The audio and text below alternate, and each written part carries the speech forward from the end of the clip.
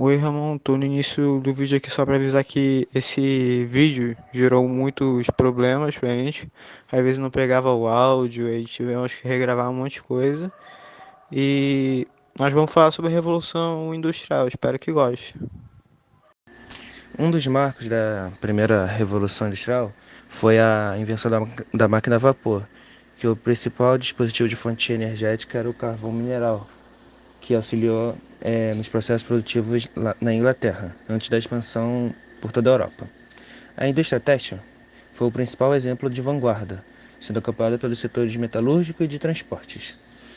Na própria Inglaterra, o cercamento de campos acabou representando um importante marco nesse processo.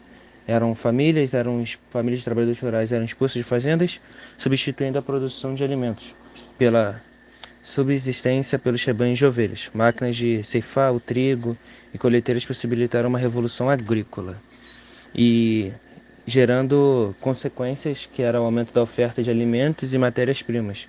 E essa elevação na produtividade viabilizou um modo de vida urbano, motivando enorme êxodo rural.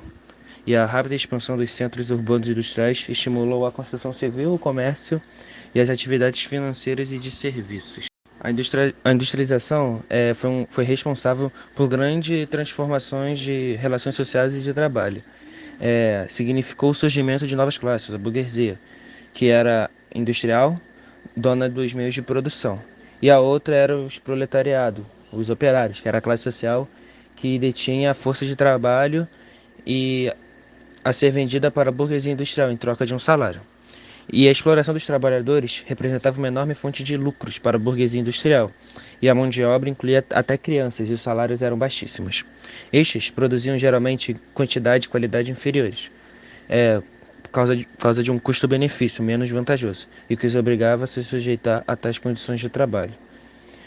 A enorme exploração dos trabalhadores e o enriquecimento das burguesias industriais passaram a ser alvo de críticas científicas, e os trabalhadores começaram a organizar sindicatos para ter os seus direitos, como são considerados hoje. Direitos básicos como carga horária, remuneração, direito a folgas, férias e proibição do trabalho infantil.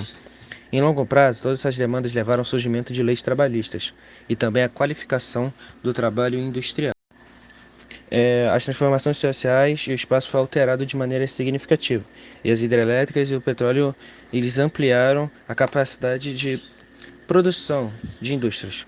E isso gerou grande crescência de demandas de matérias-primas, como as jazidas de petróleo nos Estados Unidos, que eles intensificaram seu expansionismo. A Europa e o Japão também foram notados fortalecimento de exércitos de ações imperialistas. E na África e Ásia foram apropriados deflagrando um processo conhecido como imperialismo. E a invasão e exploração de tais áreas por parte dos novos colonizadores alteraram de forma significativa as dinâmicas internas dessa sociedade. E a produção local, antes voltada às necessidades da população nativa, foi substituída por cultivos comerciais, que eram chamados de DIT, Divisão Internacional do Trabalho. E a monopolização de certos setores acabou virando grandes impérios econômicos.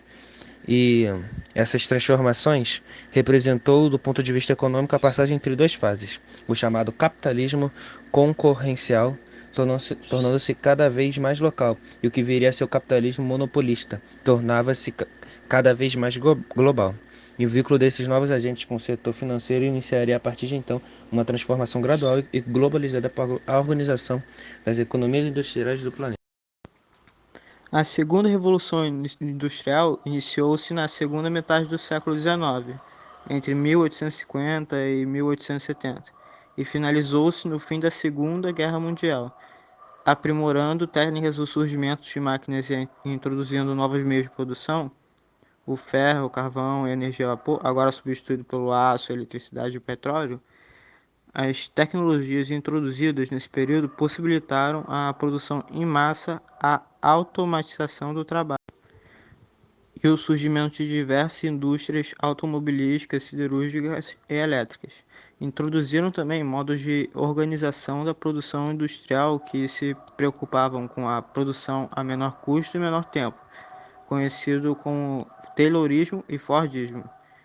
Nessa época, a mão de obra foi substituída por máquinas, o que gerou uma grande taxa de desemprego. As revoluções burguesas teve relação ao pensamento liberal e ao iluminismo, acarretando o fim do antigo regime e o fortalecimento do capitalismo financeiro. Ok, então. A terceira revolução industrial ainda está acontecendo nos tempos atuais. É também chamada de revolução técnico-científica e é marcada pelo grande avanço tecnológico da tecnologia moderna. Começou na década de 60 e ainda num processo de progressão marcou a junção do avanço tecnológico da produção de mercadorias. Duas características são o avanço tecnológico em diversas áreas da ciência, tecnologia e produção de produtos, e a outra são as fontes de energia das fábricas. Hoje, essa revolução permite que as pessoas se preocupem em qual fonte elas podem usar em determinada área da ciência. Houve também favorecimento de grandes empresas e a integração de países ao redor do mundo no mercado de trabalho. Houve também novos modos de produção de empresas, fazendo um crescimento do setor terciário. Infelizmente, com essa revolução, deu acontecimento da Grande Depressão nos Estados Unidos em 1929, por causa da produção centralizada de produtos norte-americanos.